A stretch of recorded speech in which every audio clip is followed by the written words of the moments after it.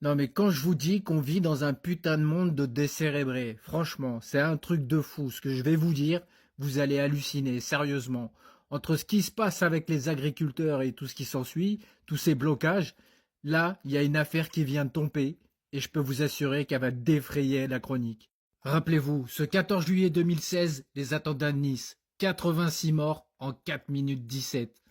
L'avocat des victimes des attentats de Nice vient de nous dévoiler une histoire innommable. Je voulais juste écouter, c'est juste une putain de dinguerie. Je vous donne un indice, organe. On est des Anglais, 86 personnes vont décéder. Et toi, tu as défendu, donc du coup, ces personnes. Il y a eu des scandales.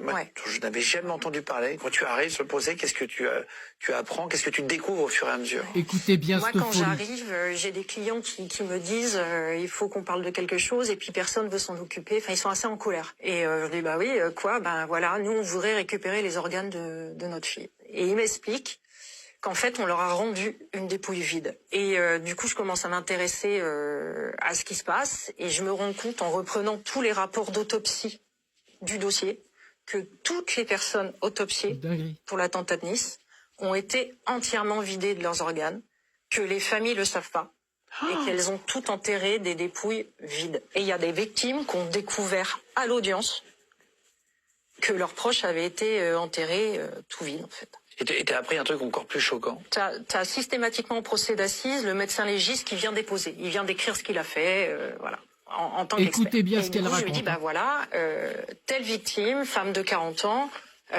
pourquoi est-ce que vous prélevez l'utérus? Il me dit, bah, c'est pour vérifier si elle était enceinte. Je fais, ok, très bien. Et ben alors, et cette petite fille de 6 ans, alors c'est pour vérifier qu'elle était enceinte aussi. Et là, un silence dans la salle. Évidemment, il peut pas me répondre. Et faut se rendre compte que quand l'attentat de Nice arrive, on est sur une zone de guerre. Mais moi, ça, je sais.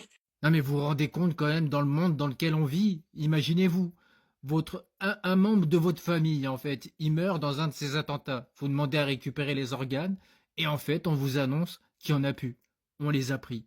Mais c'est quoi ce monde de fous les amis? Jusqu'à quand va-t-on continuer tout simplement à accepter l'inacceptable et dire stop à tout ce qui se passe dans tout ce putain de système?